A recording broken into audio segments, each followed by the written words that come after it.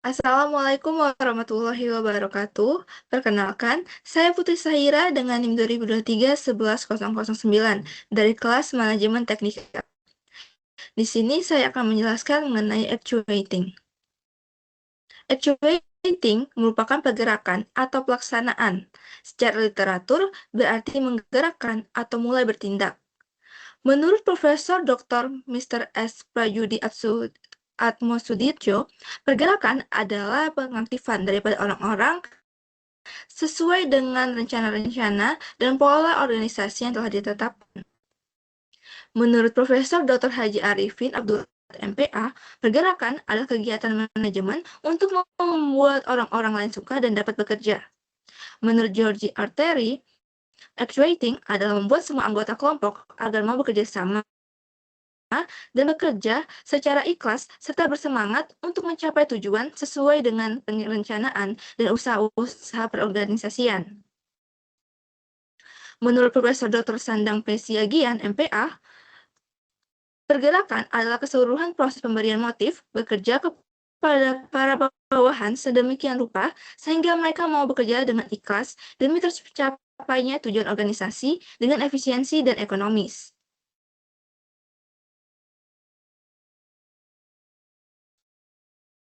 Fungsi actuating.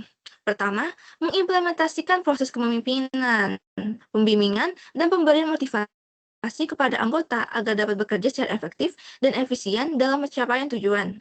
Kedua, memberikan tugas dan penjelasan rutin mengenai pekerjaan. Ketiga, menjelaskan kebijakan yang telah ditetapkan. Keempat, proses implementasi program agar dapat dijalankan oleh seluruh pihak dalam organisasi, serta proses memotivasi agar semua pihak tersebut dapat menjalankan tanggung jawabnya dengan penuh kesadaran dan produktivitas yang tinggi. Fungsi actuating haruslah dimulai pada tingkat pimpinan organisasi.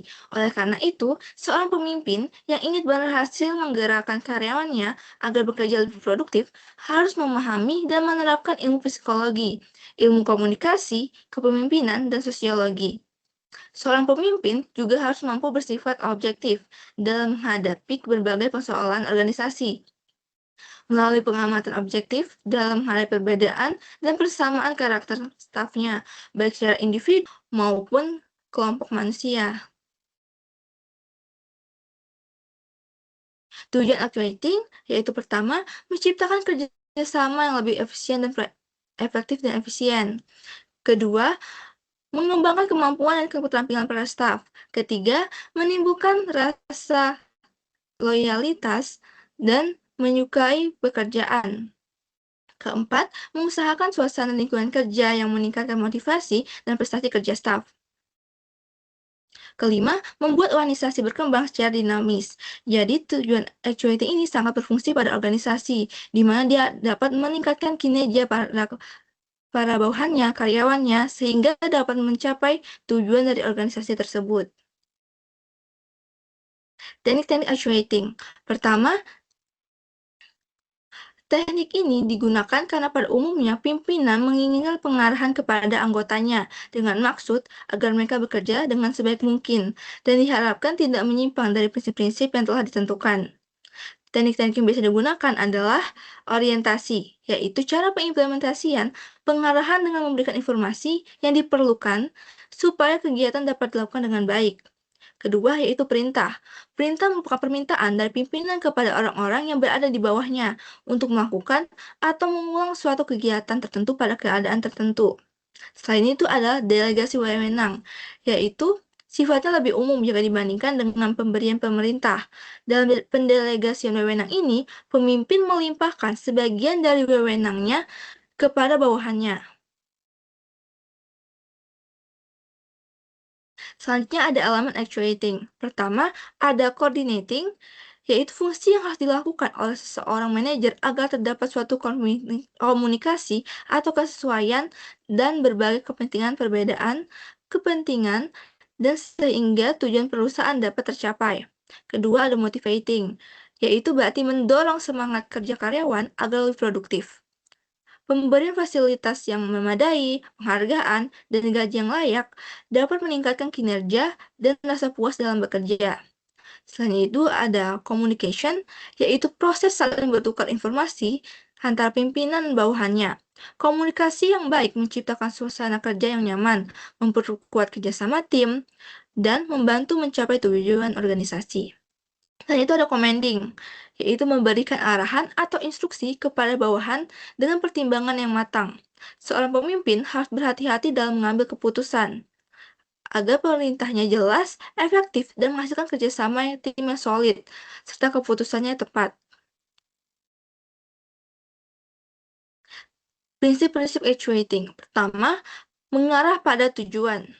Tujuan pokok dari pengarahan nampak pada prinsip yang menyatakan bahwa makin efektifnya proses pengarahan akan semakin besar sumbangsi bawahan terhadap usaha mencapai tujuan. Kedua, keharmonisan dengan tujuan. Tujuan pribadi dan tujuan perusahaan harus sejalan. Jika di hati para karyawan tujuan perusahaan dianggap melawan hati nurani, mereka pasti tidak akan mendukung apapun rencana perusahaan. Sehingga tujuan yang diinginkan atau hasil yang diinginkan oleh perusahaan tidak akan tercapai. Ketiga, kesatuan komando. Agar tidak ada konflik, penting untuk punya satu komando. Yang dimaksud satu komando ini adalah satu pemimpin yang menjadi jalur satu-satunya dalam memberikan arahan dan menerima laporan. Faktor pendukung actuating. Pertama, kepemimpinan atau leadership. Kegiatan untuk mempengaruhi orang-orang agar berusaha dengan ikhlas untuk mencapai tujuan bersama. Kedua, ada sikap dan moral, yaitu cara memandang hidup, suatu cara berpikir, berperasaan, dan bertindak. Oleh karena itu, sikap manajer akan berbeda-beda sesuai dengan pola hidupnya. Selanjutnya ada tata hubungan atau communication. Komunikasi membantu agar perencanaan, pengorganisasian, pelaksanaan, dan pengawasan manajemen dapat berjalan dengan baik dan efektif. Selanjutnya perangsang atau insentif, yaitu sesuatu yang menyebabkan atau menimbulkan seseorang bertindak. Bisa dibilang trigger mereka. Selanjutnya ada supervisi atau supervision, yaitu kegiatan pengurusan dalam tingkatan organisasi di mana anggota manajemen dan bukan anggota manajemen saling berhubungan secara langsung. Selanjutnya ada disiplin, yaitu latihan pikiran, perasaan, kehendak, dan watak untuk melahirkan ketaatan dan juga tingkah.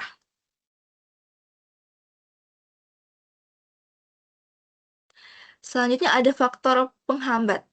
Kegagalan manajer dalam menumbuhkan motivasi staf seringkali disebabkan oleh kurangnya pemahaman terhadap perilaku dan hubungan antar manusia. Menurut teori kebutuhan Maslow, di negara berkembang, prioritas utama biasanya terletak pada pemenuhan kebutuhan fisik, rasa aman, dan penerimaan sosial. Sementara di negara maju, kebutuhan lebih menonjol adalah aktualisasi diri dan penghargaan diri. Perbedaan tingkat kebutuhan ini berpengaruh besar terhadap etos kerja, semangat, serta produktivitas karyawan.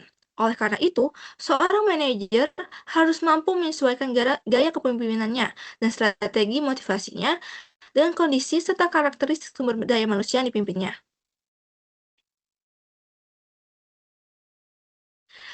Di sini saya mengambil studi kasus dari PT Adi Satria Abadi.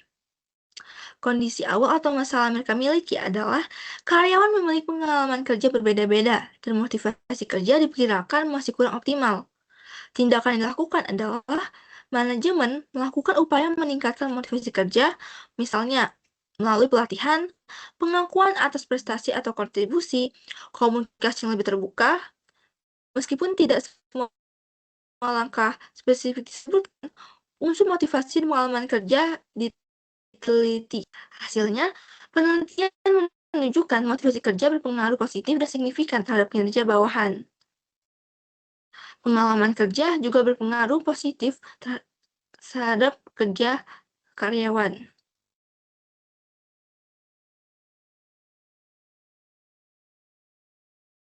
Kesimpulannya, actuating merupakan fungsi manajemen yang berperan penting dalam menggerakkan dan memotivasi seluruh anggota organisasi agar bekerja secara efektif untuk mencapai tujuan bersama.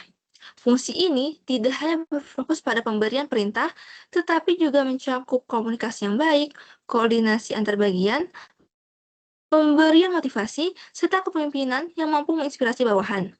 Dengan demikian, keberhasilan manajer dalam fungsi actuating sangat berpengaruh pada kemampuannya memahami perilaku manusia Dia membangun hubungan kerja yang harmonis dan menciptakan lingkungan yang mendukung kinerja optimal. Berikut ini adalah dasar pustaka yang saya gunakan. Mungkin sekian presentasi dari saya. Mohon maaf bila ada salah dan kata. Wassalamualaikum warahmatullahi wabarakatuh. Terima kasih.